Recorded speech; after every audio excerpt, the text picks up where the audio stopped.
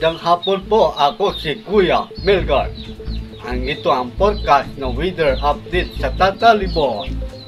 Kini ang ating sa Luzon at sa Visayas at Mindanao. Ito po ang chairline. Ito ang chairline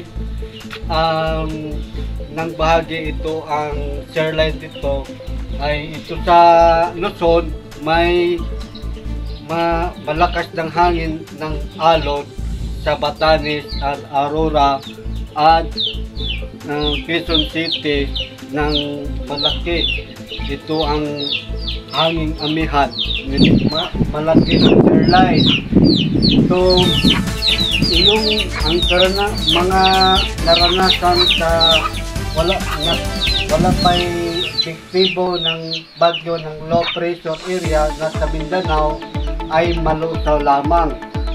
So, itong tag-ulan sa Visayas may tag-ulan ng kitlat ng sa Bohol ay malaking tatama ng ulan ng direkta ng bahagi ng Visayas ng shoreline sa Tacloban.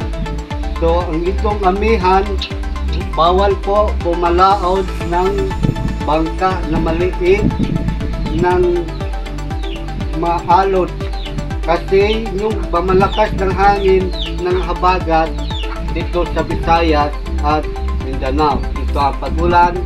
Dito naman sa Palawan, dito sa Palawan po ay matindi pag-init at pag-ulan ng Palawan. Ito sa Mindanao, ito sa Palawan may sa baba, sa gitna ng Vietnam may ulan. Ito sa baba sa Vietnam may meron pa yung bagyo sa baba ay yung sa amihan dito sa Palawan. Ito sa Luzon, ang Mindanao, o sa Palawan.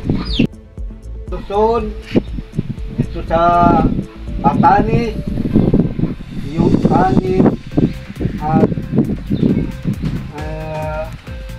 hangin sa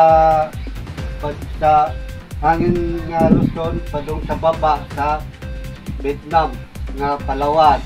So na po sa yung sa Tacloban, yung shoreline, yung nakita ba ninyo ang pag ulan may kitlat sa Surigao at Bohol. Sa Cebu may ulan pa rin. Dito sa Bohol may ulan pagtindi ng ulan ng malakas ng ulan. Ngayon sa Cebu at Iloilo and Rojas. Dito sa Luzon may tag-init, may tag-ulan, may kitlat ng sa Luzon. Ito naman sa Mindanao may ulan pa rin. May malakas ng ulan. Mag-ingat pa rin ang lupa, naguho ng lupa at maalog ng baha. So ito ng bansa dito sa Mindanao doon meron pang malakas na pag-ulan ng hangin. Wala pa direkta ng bagyo, wala pa tinatawag natin ng ngalan ng bagyo.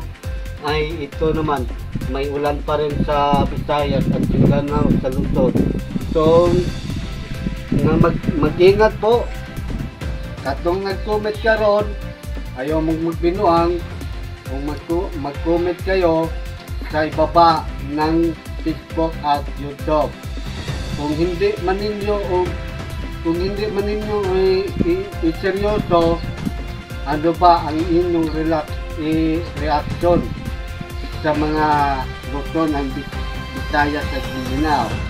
Ito po, huwag kalimutan ninyo pag-i-click o subscribe and please follow sa Facebook po. Maraming salamat. Huwag ninyong Huwag sasabihin ninyo po ang inyong i-comment. Huwag kayong bangloloko. Hindi seryoso, i-report namin to sa mga kulang ng views at i-follow. So, salamat po sa ako po si Kuya Kim. Oh, Kuya Kim. Kuya Kim Nunod.